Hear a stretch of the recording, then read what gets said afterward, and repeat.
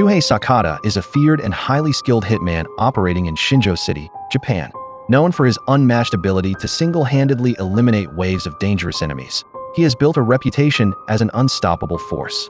For what is meant to be his final mission, Sakata prepares his signature weapon, a deadly combination of rope and blade, before setting out to take down a notorious Yakuza boss. Upon arriving at the boss's house, Sakata immediately engages in a ruthless battle against the gang members stationed outside. Using his expertise and unconventional weapon, he methodically takes them down one by one. Meanwhile, inside the house, the Yakuza boss and his remaining men quickly become aware of the intruder. Realizing the danger, the boss attempts to flee, making a run for his getaway car. However, as soon as he gets inside, he discovers that his driver has already been killed. Panicking, he rushes back into the house, while Sakata, having disposed of the outside guards, now faces the strongest member of the gang. A brutal fight ensues, with Sakata's opponent proving to be a formidable adversary. The battle is intense, but ultimately, Sakata overpowers him, severing his hands and leaving him to bleed out. With the last of the gang members dealt with, Sakata proceeds inside to confront the boss himself and complete his mission. The moment he steps in, the boss fires his gun, but the bullet instead strikes one of his few remaining henchmen. As the boss desperately tries to escape, Sakata closes in and kills him without hesitation. Just as he finishes the job, one of the supposed dead men attempts to ambush him from behind, but he is swiftly taken down by Sakata's ally, Akira Fujita, who arrives just in time to assist. With the mission complete, Fujita bids Sakata farewell. Unlike before, though, this is different. Sakata has decided to leave his violent lifestyle behind. After years of bloodshed, he longs for a peaceful life with his beloved wife, Aoi, and their daughter, Ryo. Returning home, he is warmly greeted by his family at the doorstep. Finally, it seems like he can embrace the life he has always wanted. He heads for a shower, believing his days of killing are over. But peace is short-lived. Just as Sakata settles in, a group of masked assailants wearing demonic face coverings invades his home, holding his wife and daughter hostage in the living room. They reveal that a sinister force lurks within Shinjo City, an ancient demon that possesses someone every 50 years, granting them an uncontrollable bloodlust. They commend Sakata for wiping out the Yakuza gang, implying that his actions have played into their greater scheme. Desperate to save his family, Sakata launches an attack, but one of the masked men fires a warning shot at the table, forcing him to stay put. The situation escalates when Ryo, his daughter, fearlessly tries to intervene. Aoi instinctively moves to protect her, pleading for their daughter's life. But before she can reason with them, one of the intruders mercilessly kills her in front of Sakata and Ryo. Devastated, Sakata urges his daughter to run. But before she can escape, the masked men gun her down as well. In his final moments, overwhelmed by rage and grief, Sakata vows revenge, only to be silenced as a bullet pierces his head. Yet, even in death, vengeance lingers. 12 years have passed, and against all odds, Shuhei Sakata is still alive. However, he has spent the years in a catatonic state, unresponsive and confined to a medical facility. When he is finally released, his longtime friend Akira Fujita is there to pick him up, having quietly watched over him throughout the years. Meanwhile, Shinjo City has undergone a drastic transformation under its new leader, Mayor Ryu Sunohara, the very man responsible for the murder of Sakata's family. Under Sunohara's reign, the city has flourished economically and culturally, soon to unveil the ambitious Maharoba Resort project. However, beneath this polished exterior lies a dark truth. Mysterious disappearances and brutal crimes have become commonplace, and anyone who dares question Sunohara's rule is swiftly silenced. Fujita takes Sakata to a cramped, run-down apartment in one of the city's most dangerous districts. To care for him, he hires an Indian caretaker who is responsible for bathing him, feeding him, and cutting his hair. One fateful night, as the caretaker struggles to help Sakata upstairs, they are suddenly attacked by a vengeful figure, one of Sakata's past enemies, a Yakuza member whom Sakata had once mutilated, leaving him to bleed out. Enraged and seeking revenge, the man unleashes his fury on the unresponsive hitman. Sakata is rushed to the hospital after the attack, and news of his survival spreads fast. The masked demon gang, believing him long dead, is alerted and immediately takes action. One of their members, Shinizuka, a corrupt cop, arrives at Sakata's hospital room, intending to assassinate him with a lethal injection. However, something stirs within Sakata. After years of silence, his mind finally begins to regain consciousness. As Shinizuka attempts to record proof of Sakata's demise, he is horrified to see the hitman suddenly standing in his phone's reflection. A tense moment follows as Sakata, regaining his strength, struggles to stand but quickly collapses, only to rise again, stronger. A brutal fight breaks out between him and the masked assassin. The commotion draws the attention of two guards, but Shinizuka deceives them into believing nothing is wrong.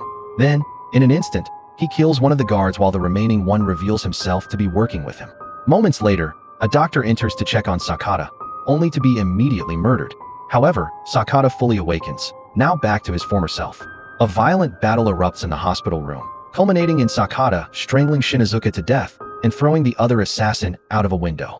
Exhausted but victorious, he slowly walks out of the hospital, only to be met by a shocked Fujita, who cannot believe his eyes.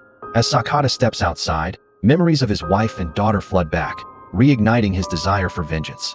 Without hesitation, he gets into a car and drives off, embarking on a bloody quest to destroy those who wronged him. To infiltrate his enemies, Sakata devises a cunning plan.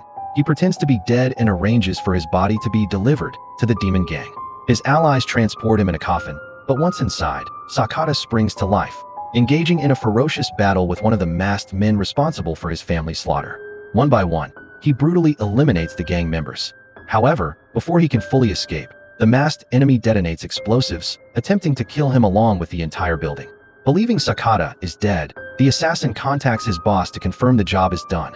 But to his horror, Sakata emerges from the flames, alive and unscathed. Just as the masked man attempts to retaliate, Fujita arrives in a speeding car and crashes into him, saving Sakata once more. In the aftermath, silence lingers between them, until Fujita makes a shocking confession. He admits that he was the one who betrayed Sakata years ago, leaking information about his family to the demon gang. Consumed by rage, Sakata executes Fujita without hesitation. Later, in an underground hideout, Sakata mercilessly tortures one of the remaining masked men, demanding answers about the gang's leader, Mayor Sunahara. Suddenly, his phone rings. Sunahara himself is on the other end, calmly warning Sakata not to kill his men. But then, the mayor drops a bombshell. Sakata's daughter, Ryo, is still alive. This revelation changes everything. No longer driven purely by revenge, Sakata now has a new mission, rescuing his daughter. To track her down, he enlists the help of an old ally, Takegawa Yoshifumi. Through Yoshifumi, he learns that after Sunahara's rise to power, Shinjo's security infrastructure was completely overhauled, and the previous ruling forces were wiped out. Given this information, Sakata deduces that Ryo is being held at the Shinjo security headquarters.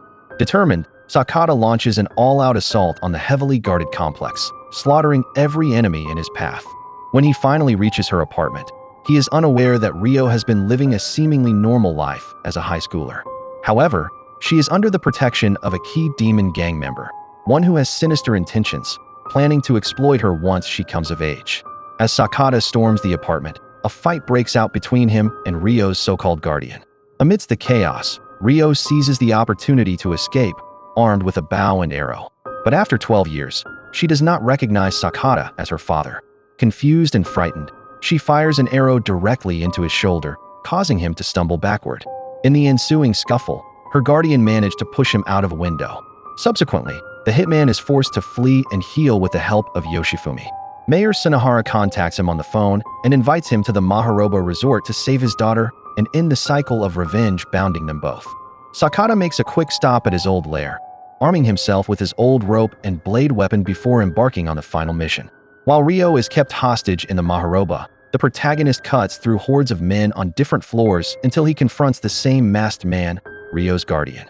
Sakata fatally wounds him before making it to the top of the building, where he faces Sunahara and his other men. As the final battle kicks off, Ryo finally recognizes Sakata as her father and escapes from the situation with Yoshifumi. Meanwhile, Ryo engages everyone in the room and takes them down until only Sunahara remains. The mayor then takes it upon himself to kill the depleted and injured hitman. However, the latter does not give up, even after losing an arm in the battle. He keeps fighting, embracing the demon moniker to land the final blow on Sunahara. The mayor dies, and Ryo witnesses the entire ordeal. However, her adopted father arrives out of nowhere and shoots Sakata, somehow still alive despite having his eye gouged out. However, Ryo rejects his affection, telling him he tricked her, which allows the protagonist to kill the man and save his daughter. She embraces Sakata and cries as he passes away in her arms. When the cleanup crew shows up to dispose of the bodies left inside the Maharoba, we get a shot of an unknown individual who looks like Sunahara smiling sinisterly under the medical tarp. The film skips a year ahead after the epic showdown at the Maharoba. Surprisingly, Mayor Sunohara is shown to be still alive despite his earlier confrontation with Sakata and the fatal hit he landed. In fact, he is preparing to launch the Maharoba as a project after a year's delay, stating that the earlier battle unfortunately hurt publicity. He delivers the news to the media via an interview. However, as the camera pans around, we notice that Sunohara has a scar on the left side of his face. This points out that the mayor in the scene is not the Sunohara we have been seeing from the film's opening, but a duplicate. In fact, during the Maharoba fight, it is revealed that the second masked man in the demon gang was none other than Sunohara's twin brother, Jin. Thus, the mayor in the interview is Jin and not Sunohara. According to a flashback, Sunohara and Jin had a complex relationship throughout their childhood. As the latter was born with a scar disfiguring the left side of his face, he seemingly played second fiddle to Sunohara forever. After the one-year time skip, Ryo appears at the shrine where Sunohara used to perform the ritual dance. With the old mayor gone, his twin brother, Jin, enacts the dance in full gear. However, not for long, as Ryo has her bow and arrow knocked and ready to fire. Jin only gets a moment to register the young girl's presence before she fires the projectiles straight through his body. He dies, and Ryo finishes the revenge mission against the demon gang, which Sakata is unable to complete. The film's final scene even shows Ryo driving the same car that her father used to ride, hinting at the fact that she is following in his footsteps and embracing what he did best. It brings the whole narrative full circle and satisfactorily ties up the loose ends.